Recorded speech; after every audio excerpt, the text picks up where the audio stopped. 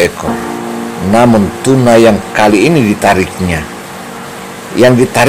untuk yang kedua kali ini betul-betul adalah tuna yang maha dasar. Karena wow, tuna sedang mengamuk. Wow, tuna sirip kuning raksasa lagi gentayangan. Wow, lagi main di kulit air. Wow, ini peluang besar. Ayo Roni, turunkan umpan kita Roni. Turunkan umpan. Oh, dinaikkan, dipaksa naik ke atas perahu. Wow, sulit kan? Assalamualaikum warahmatullahi wabarakatuh. Ladies and gentlemen, today I like to show you about the special fishing fish in Wabula. Wabula is the special village in Kabupaten Buton, province of Southeast of Silabes, Indonesia. Ladies and gentlemen, now I like to show you the first times all of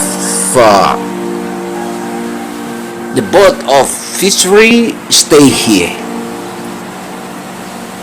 Saudara-saudara dimanapun Anda berada, para nelayan saat ini sedang berada di salah satu labunya. Tepat pukul 3 subuh mereka sudah menuju ke land. Di sana mereka menemukan titik-titik atau titik spot mancing yang mereka lewatin. Salah satunya seorang yang bernama Roni mengaku kepada media ini untuk menangkap ikan tuna kita harus turun jam 3 subuh. Dari awal jam 3 subuh itu kita mulai memancing umpan untuk tuna, mulai dari cumi hingga anak-anak tongkol, baby tuna, dan anak cekalang. Semua itu kita jadikan umpan untuk memancing tuna. Meskipun saat ini tuna yang terbilang memiliki hasil atau harga klasifikasi internasional, juga dagingnya dikejar di pasaran internasional.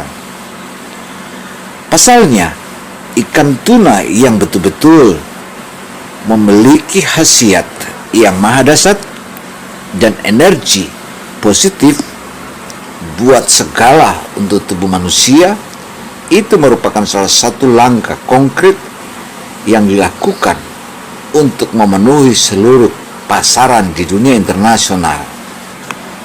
Sebagaimana nelayan yang ada di wilayah ini, tentu hanya satu kata, mereka hanya bisa mancing dan mancing.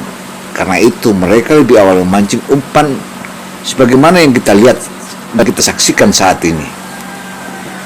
Roni yang memang setiap hari ia menturun ke laut dan meninggalkan bibir pantai yang kurang lebih dari bibir pantai 10 mil laut hingga bahkan lebih dari 20 mil, ia meluncur di hadapan laut terbentang Wabula. Ini adalah samudra atau yang biasa disebut Laut Banda. Tentu laut ini kedalamannya di antara 4.000 hingga 8.000 meter. Disinilah tempat tinggalnya atau tempat ruayanya para ikan-ikan tuna. Di sini pula lah para nelayan berbagai tanah air, khususnya nelayan-nelayan di Jazirah, Provinsi Sulawesi Tenggara. Mereka adanya ngumpul di sekitar ini. Lihat saja yang kita saksikan saat ini. Roni yang saat ini sudah memancing umpan untuk tunanya, kemudian dihidupkan di tempat pemeliharaan di dalam perahu Roni yang betul-betul sudah piawai dalam memancing ini. Ia terus tekun untuk melaksanakan bagaimana mencari umpan yang baik. Roni memang dia sudah begitu berpengalaman. Di awal pagi hari seperti ini, ia memancing dulu umpan untuk memancing tuna. lihat saja ikan-ikan yang dinaikkannya itu adalah untuk umpan ikan tuna. Tentu kalau kita lihat umpan-umpan itu begitu besar, tetapi ikan tuna yang mau makan umpan ini juga bukanlah tuna kecil, melainkan timbangannya di atas 100 kg. Nah, menariknya tuna ini juga bukan dia makan sembarang. Misalnya kalau ikan mati, dia tidak makan, tetapi yang dia makan adalah ikan yang masih hidup. Untuk itu para nelayan seperti Roni ini menyimpannya umpannya itu di tengah Roni memancing umpannya, tiba-tiba diserbu oleh rombongan raksasa tuna sirip kuning ini. Maka ia persiapan untuk turunkan umpannya. Umpan-umpan yang dipancingnya itulah kemudian disimpan di tempat peliharaan ikan yang ada dalam perahunya. Kemudian setelah mereka merapat ke dekat rompong, lantas umpan tadi yang masih hidup dikaitkan di mata kailnya, kemudian dilemparkan ke laut. Setelah itu begitu dilemparkan ke laut, ikan tadi yang sudah dikaitkan oleh mata pancing tadi terus berlarian masuk ke dalam laut sana. Sebagaimana Roni katakan, paling lama menunggu 40 menit. Jikalau sudah 40 menit dan ikannya atau umpannya tadi sudah tidak bergetar lagi, berarti umpannya sudah. Hasilnya, alhamdulillah Kak Roni, hari ini tuna yang ditariknya ini adalah tuna yang pertama. Tuna pertama inilah yang menjadi cikal bakal untuk mendapatkan energi tambahan, karena tentu saja harga minyak diesel atau solar sudah bisa memenuhi, karena ikan yang ditangkapnya ini melampaui 100 kilo. Ini merupakan modal awal, kata Roni. Wow, sulit kan? Nah, umpannya dimakan. Teman Roni yang sebetulnya satu perahu juga mulai menariknya. Mulai dia tarik ini ikan tuna yang besar ini. Wow, tuna ini memang maha dahsyat. Ayo Roni, ayo sahabat Roni, ayo buruan, naikkan seluruh ikannya itu, naikkan, mainkan dia, tarik dia, luar biasa rezeki ini, tarik Roni, tarik terus, tarik meskipun Alkisah. Akhirnya hasilnya dia berhasil dia tangkap. Ini dia berat, memang berat sekali tuna ini. Ini benar-benar tuna raksasa. Wow, tuna. Wow, tuna sirip kuning ini maha dahsyat dan maha luar biasa. Dan akhirnya kini berhasil dinaikkan di perahunya Roni. Wow, mantap memang mantap. Di tengah Roni mengemas, ternyata di bawah laut, di bawah perahunya Roni masih begitu berjubel tuna-tunanya. Banyak sekali rupanya di bawah. Kembali strike lagi. Singkat kisah, kembali strike lagi. Wow, kali ini tuna juga sirip kuning maha dahsyat diganco,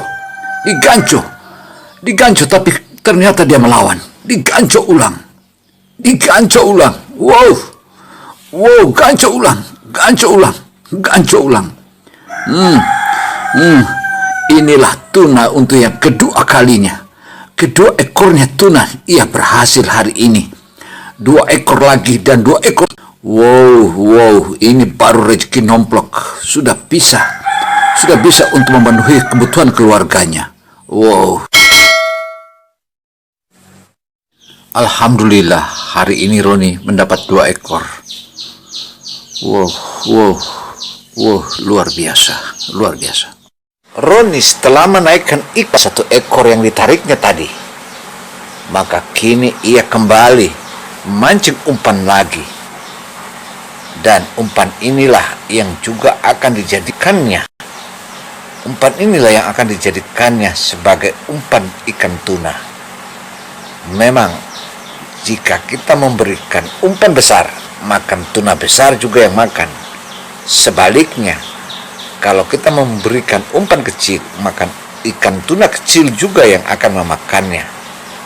Artinya, rantai makanan yang ada di lautan sana atau rantai makanan ikan ini itu merupakan siklus, karena predator tentu akan memakan yang kecil. Tak mungkinlah yang kecil makan yang besar. Nah, untuk itu Roni yang saat ini begitu siap-siap untuk menurunkan lagi mata kail baru dan pancing baru, yaitu yang sudah ada umpannya, kemudian diolornya. Tak lama berselang, hanya kurang lebih 10 menit, ia menarik lagi 1 ekor. Namun tuna yang kali ini ditariknya, untuk yang kedua kali ini betul-betul adalah tuna yang maha dahsyat, karena beratnya cukup besar. Inilah yang menjadi cikal bakal suksesnya Roni untuk hari ini. Makanya begitu dia tarik yang kurang lebih 1 jam yang ditariknya ini, ia berhasil naikkan dia ke atas perahunya. Wow, Roni memang sang jagoan. Pantas saja dia disebut dia yang berjulukan sang raja laut. Lihat saja perahu yang dimiliki Roni. Perahu yang dimiliki Roni itulah yang saat ini tengah berlabuh, yang berwarna putih. Ini yang dekat di hadapan kita. Kalau ini adalah miliknya si Ahmad, sementara di sebelah itu adalah miliknya Pak Momi. Mereka semua adalah nelayan-nelayan tangguh. Mereka semua adalah nelayan-nelayan tuna. Mereka semua adalah nelayan-nelayan rompong yang tak pernah gentar dengan kondisi alam dan cuaca apapun, karena cuaca yang bersahabat, cuaca buruk atau cuaca yang teduh sudah bersahabat dengan mereka.